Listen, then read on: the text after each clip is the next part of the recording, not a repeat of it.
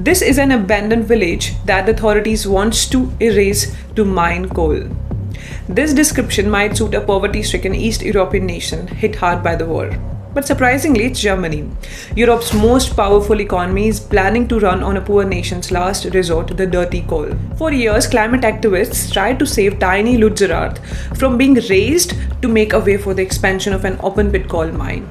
Now the German police has successfully moved them out. But why suddenly the sustainability-seeking Germans digging up the villages to mine the dirtiest fuel? Germany has now realized it will never again import as much energy from Russia as before the Ukraine war. By the way, Germans imported a whopping 55% of its energy fuel from Russia. So the challenge is to wean Germany off its over-dependence on Russian energy sources, and that too quickly.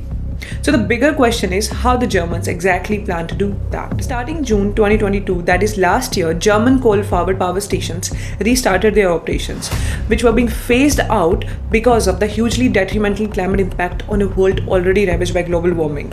Germany's goal had been to phase out all coal-generated electricity by 2038. Which is not so achievable anymore thanks to the re-emergence of the importance of coal in German energy mix. Now the German government is swallowing the bitter pill of allowing coal-fired power back onto the grid.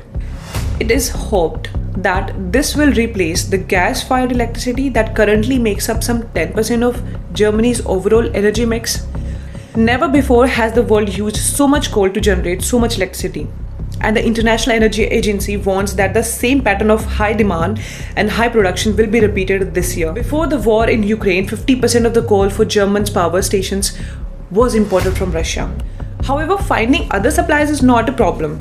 Countries like South Africa, Australia, the US, Colombia and Indonesia are a reliable source of coal. Economy and Climate Protection Minister Robert Habeck, who is a member of the environmentalist Green Party, has been handed the responsibility for finding these fossil fuels. But the climate protests are not finding favors among the large German populace.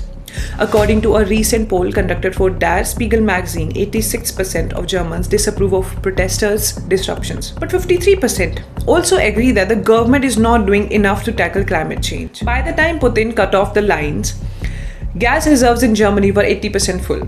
The fear of a winter without heat somehow lessened, but now the astronomical costs are another major headache. Rising prices have driven up inflation, forcing a number of mid-sized and smaller businesses to close. As the third largest exporter in the world behind China and the United States, Germany's economy is particularly vulnerable. Stories of companies closing are now cramming the daily newspapers. Germany is spiraling toward recession and perhaps a complete unraveling of its industry and way of life. So a poor country's last energy resort has now become Germany's last resort as well. And they are even ready to compromise their beautiful hamlets for the sake of some black gold.